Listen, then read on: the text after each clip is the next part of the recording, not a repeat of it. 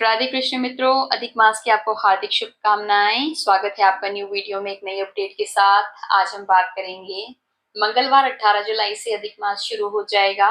इसे मलमास और पुरुषोत्तम मास भी कहा जाता है। अधिक मास में श्री हरि विष्णु की पूजा का बहुत ही महत्व है। साथ ही इस दौरान कुछ कार्यों से होगी पुण्य की प्राप्ति और कुछ कार्य न करने के नियम। इस बार 19 साल बाद सावन महीने में अधिक मास आया है। इस महीने में भगवान शिव और विष्णु जी की पूजा करें, ग्रंथों का पाठ करें और दान पुण्य जरूर करें। ये मास दान पुण्य के लिए, पूजा पाठ के लिए बहुत ही उत्तम है। अधिक मास 18 जुलाई से 16 अगस्त तक है। 17 अगस्त से सावन का शुक्ल पक्ष शुरू होगा। इस माह में भगवान शंकर और भगवान विष्णु की पूजा अर्चना करने से बहुत लाभ मिलेगा। अधिक मास में शालिग्राम भगवान की उपासना से भी विशेष लाभ मिलता है। इसलिए हर दिन शालिग्राम भगवान के समक्ष घी का दीपक प्रज्वलित करें। मान्यता है कि ऐसा करने से साधक को अखंड सौभाग्य की प्राप्ति होती है। अधिक मास में श्रीमद् भागवत गीता के 14वें अध्याय का नियमित रूप से पाठ करें। माना जाता है कि ऐसा करने से कार्य क्षेत्र में उत्पन्न हो रही परेशानियां दूर हो जाती हैं। भगवान श्री विष्णु की आराधना के लिए श्रेष्ठ कहे जाने वाले अधिक मास का आरंभ प्रथम आश्विन शुक्ल पक्ष 18 जुलाई से आरंभ हो रहा है, जो द्वितीय अधिक मास आश्विन कृष्ण पक्ष अमावस्या 16 अगस्त तक चलेगा। इस मास में प्राणी श्री हरि विष्णु की आराधना करके अपने जीवन में आने वाली सभी विषम परिस्थितियों, समस्याओं, कार्य बाधाओं, व्यापार में अतिरिक्त नुकसान आदि से संकटों से मुक्ति पा सकता है। विद्यार्थी अथवा प्रतियोगी छात्रों को भी इनकी आराधना से पढ़ाई अथवा परीक्षा में आ रही बाधाओं से छुटकारा मिल सकता है। सावन में इस बार भगवान शिव की पूजा के साथ ही भगवान विष्णु की पूजा का भी महत्व बताया जा रहा है। दरअसल इस बार सावन मास के बीच में मल मास यानी कि अधिक मास भी लग रहा है।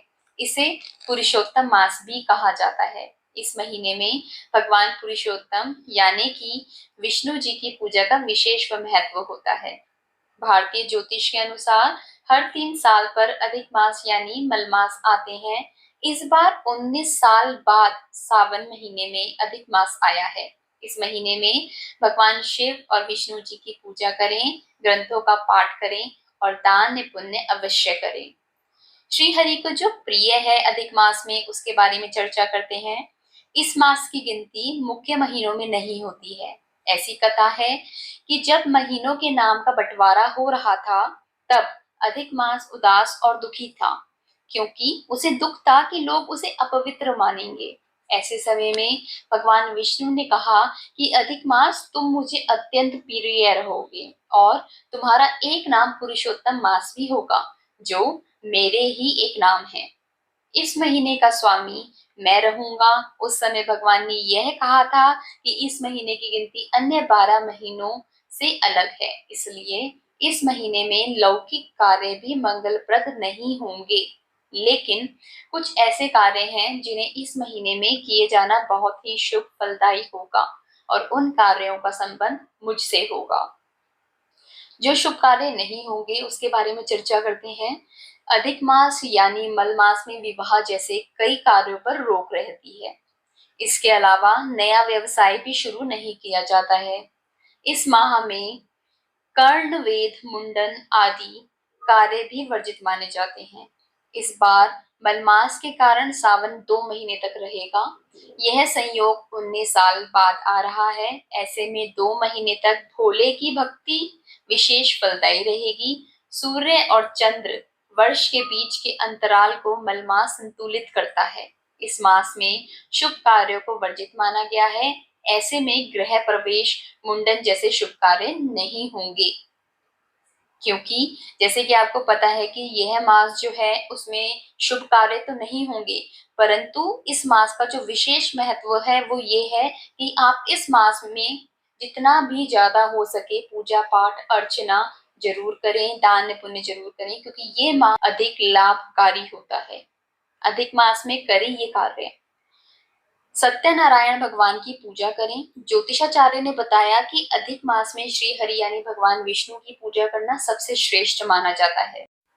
इसलिए अधिक मास में वैसे तो सभी प्रकार के शुभ कार्यों की मनाही होती है, लेकिन भगवान सत्यनारायण की पूजा करना सबसे शुभ फलदायी माना जाता है। अधिक मास में विष्णु जी की पूजा करने से माता लक्ष्मी भी प्रसन्न होती है और आपके घर में धन वैभव के साथ सुख और समृद्धि आती है।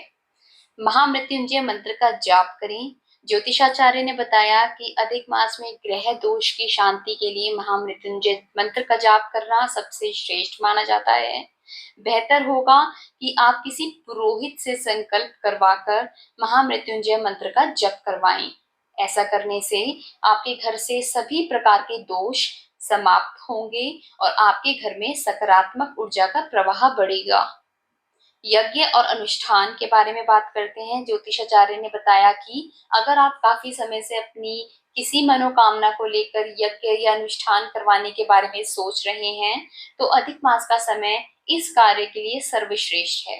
पौराणिक मान्यताओं के अनुसार अधिक मास में करवाए जाने वाले यज्ञ और अनुष्ठान पूर्णतः फलित होते हैं और भगवान अपने भक्तों की सभी मनोकामना पूर्ण करते हैं। ज्योतिषाचार्य ने बताया कि पुराणों में बताया गया है कि अधिक मास में भगवान विष्णु और उनके सभी अवतारों की पूजा करना सबसे उत्तम माना जाता है। अधिक मास के इन 30 दिनों में अक्सर लोग ब्रज क्षेत्र की यात्रा पर चले जाते हैं। अधिक मास के महत्व के बारे में थोड़ा बात करते हैं।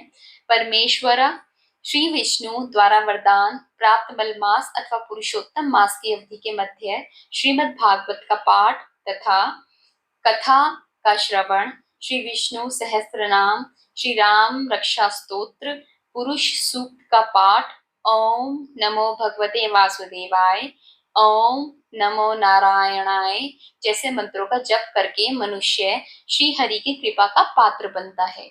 अधिक मास में निष्काम भाव से किए गए जप, तप, पूजा पाठ, दान, पुण्य, अनुष्ठान आदि का महत्व सर्वाधिक रहता है। परमार्थ सेवा, असहाय लोगों की मदद करना, बुजुर्गों की सेवा करना, वृद्ध आश्रम में अन्न वस्त्र का दान करना, विद्यार्थियों को पुस्तकों का दान करना, कथा संत महात्माओं को धार्मिक ग्रंथों का दान करना, सर्दियों के लिए ऊनी वस्त्र कंबल आदि का दान करना सर्वश्रेष्ठ फलदायी माना गया है। इस मास में किए गए जप, तप, दान, पुण्य का लाभ जन्म जन्मांतर तक दान करने वाले के साथ रहता है। लगभग 3 वर्षों के अंतरकाल में पड़ने वाले इस महापर्व का भरपूर लाभ उठाना चाहिए। जिस चंद्र वर्ष में सूर्य संक्रांति नहीं पड़ती उसे मलमास कहा गया है, जिसका सीधा संबंध सूर्य और चंद्रमा की गति के आधार पर निर्धारित होता है। दान का खास महत्व क्या है? अधिक मास में जरूरतमंद लोगों को अनाज, धन, जूते, चप्पल, कपड़ों का दान करना चाहिए। अभी बारिश का समय है तो इन दिनों में आप छाते का भी दान कर सकते हैं। किसी मंदिर में शिव जी से जुड़ी चीजें जैसे चंदन, अबीर, गुलाल, हार, फूल, बिल्वपत्र, दूध, दही, घी, जनेऊ आदि का दान कर सकते हैं। आशा करती हूँ आपको ये जानकारी पसंद आई होगी। अगर आपको ये जानकारी पसंद आई हो तो प्लीज चैनल को like, subscribe, comment and share करना मत भूलिएगा। जल्द ही मिलते हैं नई जानकारी के साथ। तब तक के लिए राधे राधे।